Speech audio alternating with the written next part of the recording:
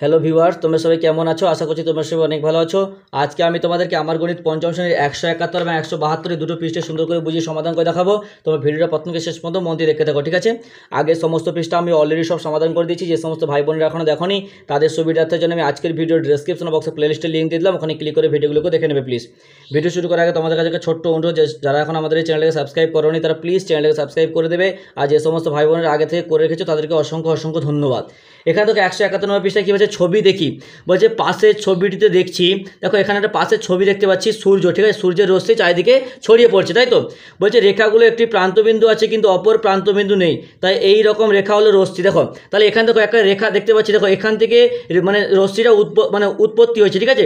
এখান থেকে উৎপত্তি হয়েছে কিন্তু এখানে ছড়িয়ে পড়ছে, তাহলে এখানে প্রান্তবিন্দু রয়েছে কিন্তু এর প্রান্তবিন্দু নেই, যতদূর পর্যন্ত ছড়াতে পারে। তাহলে এটা হলো রশ্মি।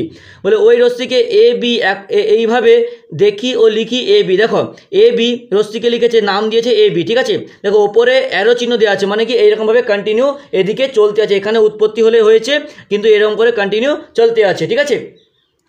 বলছে ছবিতে ও এ ও বি কি একই রশ্মি? বলছে ও এ আর ও বি কি একই রশ্মি? হ্যাঁ, অবশ্যই একই রশ্মি।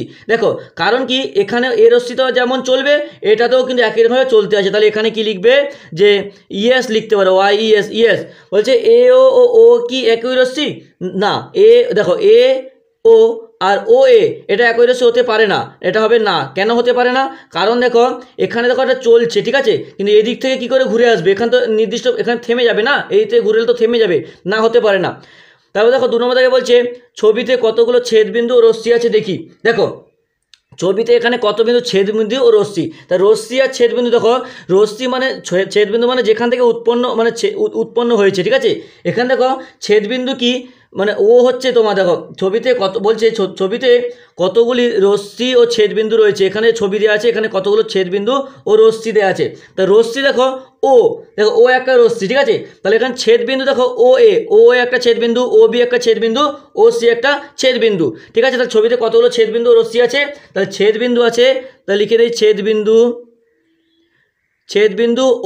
ও কেন? কারণ দেখো এখানে রশ্মিগুলো সবগুলো একটা বিন্দু এসে ছেদবিন্দু আছে। তাহলে আর রশ্মি কী কী, দেখো রশ্মি তাহলে হবে কী কী হবে, ও এ হচ্ছে রশ্মি, সরি ও এ হচ্ছে রশ্মি, ঠিক আছে?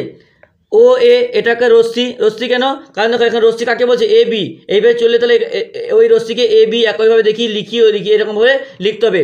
ও এ, তারপর ও বি, তারপর দেখো ও সি, ঠিক আছে? কারণ কি এগুলো চলতে আছে, তাই যার কোনো শেষ প্রান্তবিন্দু শুরু আছে কিন্তু শেষ নেই। নেক্সট দেখো 3 নম্বর অঙ্ক কী বলছে।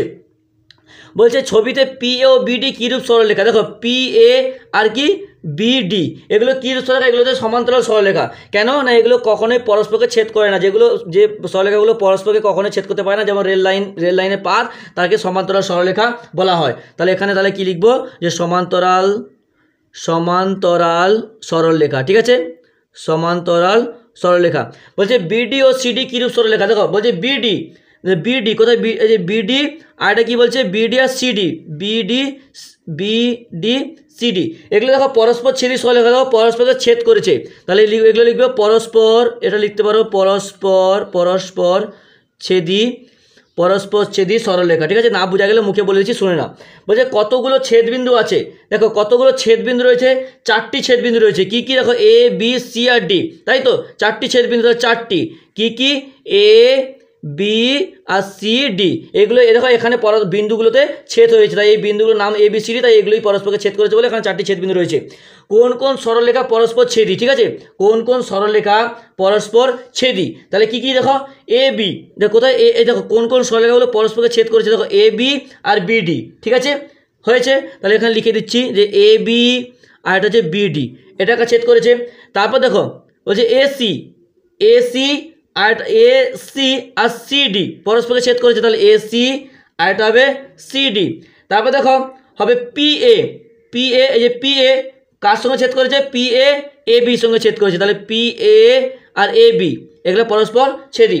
তারপর দেখো হবে বিসি, এই দেখো বিসি আর এটা হবে সিডি, বিসি সিডি, তাহলে বিসি সিডি এরা পরস্পরকে ছেদ করেছে। তাহলে 4টি হয়ে গেল, 4টি ছেদবিন্দু হয়েছে। এবারে কি হচ্ছে সরলরেখা, সরলরেখাংশ রশ্মির মধ্যে তুলনা। বলছে সরলরেখা, দেখো সরলরেখাকে যেভাবে প্রকাশ করা হয় এ বি, দেখো সরলরেখাকে এ বি ছেদ করেছে, প্রান্তবিন্দু নেই, এর কোনো প্রান্তবিন্দু নেই, তার দৈর্ঘ্য মাপা যায় না। আর সরলরেখাংশ কি এ বি বা এ বি, দুটি প্রান্তবিন্দু আছে, দৈর্ঘ্য মাপা, তাহলে এর শেষ এবং শুরু আছে, তাই এটাকে মাপা যায়। আর রশ্মি কি একদিকে প্রান্তবিন্দু রয়েছে কিন্তু অপর দিকে নেই, তাই এর দৈর্ঘ্য মাপা যায় না। বুঝতে পেরেছে? তাহলে সরলরেখা, সরলরেখাংশ, রশ্মির মধ্যে তফাৎ এইগুলো। নেক্সট দেখো 172 নম্বর পৃষ্ঠায় কি বলছে। 172 নম্বর পৃষ্ঠা বলছে একটি বিন্দু দিয়ে কতগুলো সরলরেখা আঁকা যায়। দেখো আমরা আগেই জেনেছি একটি বিন্দু দিয়ে অসংখ্য সরলরেখা আঁকা যায়। কেন? একটি বিন্দু ধরে নিলাম, দেখো এরম করে এরম করে এরম করে এরম করে এরম করে অসংখ্য সরলরেখা, তাহলে এখানে কত হবে? কী হবে? অসংখ্য। ঠিক আছে। বলছে দুটি বিন্দু দিয়ে কতগুলো সরলরেখা আঁকা যায়। দেখো দুটি বিন্দু দিয়ে, ধরো আমি এখানে একটা বিন্দু নিলাম, এখানে একটা বিন্দু নিলাম, দুটি বিন্দু দিয়ে কতগুলো সরলরেখা আঁকা যায়? একটি। তাহলে দুটি বিন্দু দিয়ে একটি সরলরেখা আঁকা যায়। নেক্সট কী বলছে, নিচের বিন্দুগুলো যোগ করে কতগুলো সরলরেখাংশ পাবো। দেখো নিচের বিন্দুগুলো যোগ করছি, দেখো এখানে এই একটা বিন্দু যোগ করলাম, এই একটা যোগ করলাম, একটা যোগ করলাম, তাহলে কটা সরলরেখা পাচ্ছি? 3টি। তাহলে এটাতে পাচ্ছি 3টি সরলরেখা। এটাতে কটা পাচ্ছি? দেখো দেখো একটা, দুটো, তিনটে, চারটে, তাহলে এটাতে কটা পাচ্ছি? 4টি। তাহলে এটাতে নিচে বিন্দুগুলো যোগ করে এটাতে 3টি সরলরেখা পাচ্ছি, এটাতে 4টি সরলরেখা পাচ্ছি। নেক্সট দেখো 4 নম্বর অঙ্ক কী বলছে। বলছে নিচের প্রত্যেকের চিত্রে কতগুলো নাম দেওয়া সরলরেখাংশ আছে। দেখো নিচের চিত্রগুলোতে বলছে কতগুলো নাম দেওয়া সরলরেখা রয়েছে। এখানে দেখো এ বি একটা, বি সি একটা, সি ডি একটা, ডি এ একটা, বি ডি একটা, তাহলে কটা মোট হলো 5টি। কী কী পেলাম? দেখো A B, B C, C D, D A, আর এটা হচ্ছে বিডি, তাহলে মোট কটা হলো? 5টি সরলরেখা। নেক্সট দেখো ক্ষয়ের থেকে তাহলে কটা আছে? দেখো দেখো একটা, দুটো, তিনটে, ঠিক আছে, তাহলে এটা হবে 3টি।